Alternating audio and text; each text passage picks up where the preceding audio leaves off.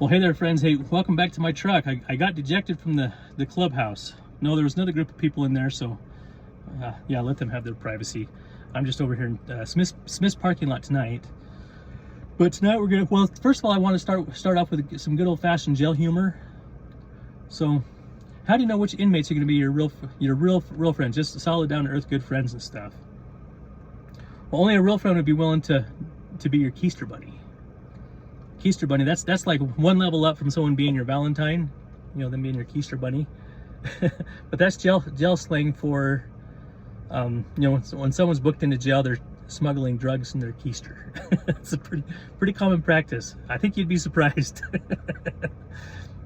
It's a funny culture, the whole jail culture and stuff. So, anyways, so yeah, this podcast can be about this kid that was cured from Tourette's. We're gonna talk about him, but. Set the circumstances. So we just talked about in this last podcast, the mystery of that jail shank, and my anxiety levels were through the roof. I'd sit at the table and watch TV, and this corrupt he'd come sit right down next to me, as if he wanted to be best pals or something, as if we made amends and he wanted to be best pals or something. So, and that was right there in front of the jail surveillance windows, sitting with the guy that's got all the Nazi tattoos all over his face. I think we inscribed our initials on the galvanized table, BFFs forever, with a little heart around it and stuff. So, anyways, no, just kidding. We didn't do that.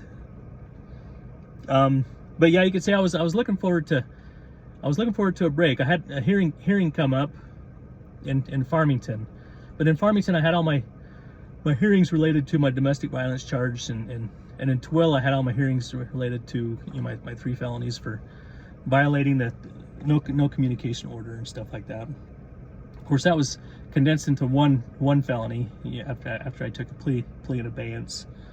So I know some people cringe when I talk about my criminal charges. It's common practice for us.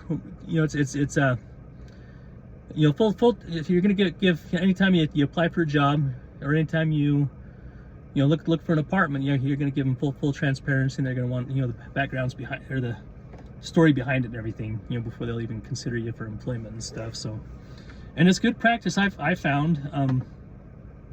Just because if people know that you have criminal charges, they're always going to jump to conclusions, make assumptions, about about your criminal record and stuff like that. So it's best to full transparency and stuff like that. I like the attitude of this kid that I worked with at UMC. He was a fellow co-worker and a felon too, and he'd wrap duct tape around his Milwaukee batteries, his power tools. And with a Sharpie, he'd write "stolen" on it. And he said that was just in case I may wanted to jump to conclusions about him stealing power tools and stuff. So all I'd have to do is show him that. Well, of course it's stolen. It's like, why would you think otherwise? I'm a felon. And if a boss ever approaches the work environment, if boss ever approaches the crew and asks about stolen items or stolen tools, as a felon, it's pointless to defend yourself. You always just want to start apologizing immediately. No, just kidding. Anyway, so back to our story. So yeah, I was booked into Farmington prison. I traded my blue stripe uniform in for the red stripe in for the blue stripe, Farmington prison there. And I got my keister checked. That seemed to be something that those guards like to do. I think that for them is one of the job perks, to be able to gaze into our keisters and stuff like that. So make sure we're not transporting drugs, which is funny because when you're admitted into jail, that's the first thing inmates start approaching you. They make small chat with you. It's normal to ask each other about each other's charges and what they're in for, and to make small chat, and then ask about work up to asking about if you're keistering, if you brought anything in with you. So that's to be expected as soon as you're admitted into jail and stuff. Just despite being checked. So, which makes me think, that the jobs that these guards have has got to be one of the most non-essential jobs you could ever have. But anyways, in this case, when I was booked into Farmington, I came into the main group there, and immediately a kid yelled for me from the balcony. He greeted me and he just says, "Hey, welcome to Farmington Jail."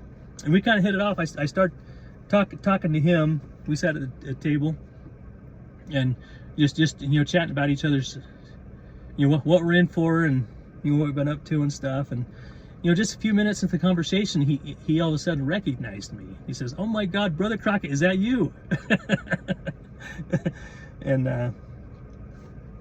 And I says, "Well, you got the advantage on me because I don't recognize you." And he says, "Well, that's because you would have known me when I was a little boy. I'm the one that had the Tourette's, remember?" And as soon as he did that, I recalled him, seeing him, when he's a 12-year-old deacon, passing the sacrament in our home ward, but yeah, every couple seconds he did this neck twitch. I mean, it was bad. And he told me that as he got into high school, that he became suicidal because of it. His parents were spending tens of thousands to get him treated, to no avail. It just gave him more symptoms and made him sicker, and he wanted to, and he became suicidal. He wanted to die. And a friend introduced him to the pot, and he invited him to his house to come smoke a bowl with him. And his intention, he wanted to go and smoke with him and overdose and kill himself, is what he said his intention was. So he did. I didn't know you could OD on the Mary Jane, but he did. He smoked so much that he ended up turning green, real peaked, and just went unconscious. And they called paramedics and had him transported to the hospital where he's unconscious, and they treated him. And in the morning he was just fine. He was healthy as a horse, and he didn't have the Tourette's anymore. That Mary Jane had cured his Tourette's.